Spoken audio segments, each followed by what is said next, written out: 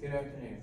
Today I'm going to be talking about the risky sexual behaviors and how they are linked to online dating apps like Tinder, Bumble, Grindr, and the rest.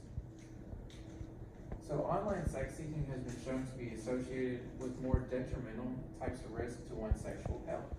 That can be unplanned pregnancies, STIs, and just unsafe sex overall in both heterosexual and homosexual relations. This inherently means that people who search for partners online are more prone to these types of risks. In some of my research, I found that there were studies that gay men were most likely to have unprotected anal sex more than anybody. And so that ranged from about 17 to 67% of the men just in that survey alone. And so compared to those who don't use dating apps at all, those men reported at least one STI. So while online sex seeking is just dangerous by itself, being under the influence of alcohol, marijuana, other drugs can be especially dangerous.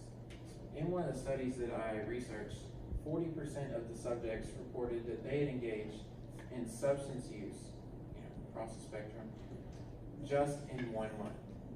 And so of those, 92% said that they had been under the influence of alcohol, and 62% reported that they had used marijuana. And those numbers are not mutually exclusive. So this research also showed that people drink alcohol to kind of make the experience easier and, take away the nerves. And so while that may be the case, it also showed that this can lower their inhibitions, which means they may not be as likely to use a condom or birth control or what have you. And so this can also reduce their cognitive capacity, which means people will be less likely to focus on the pleasure sensation and not what may follow if they're not safe. So a study done on the Tinder app, which is dating for both heterosexual and homosexual couples alike, showed that people who reported having 5 or more sexual partners had reported also at least one STI.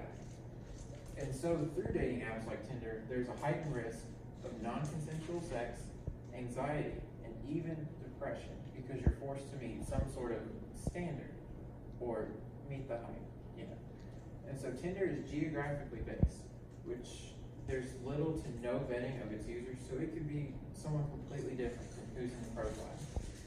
And when you get catfished, you're never safe. So to wrap it all up, apps like Tinder can not only be physically dangerous to your health, but they can also encourage unsafe sexual practices. And so unplanned pregnancies, STIs, and other psychological side effects are prevalent when you're on these types of apps. So these apps also create almost an augmented reality in which people tend to abandon their inhibitions and kind of throw caution to the wind. And this is not only bad for themselves, but for other partners as well.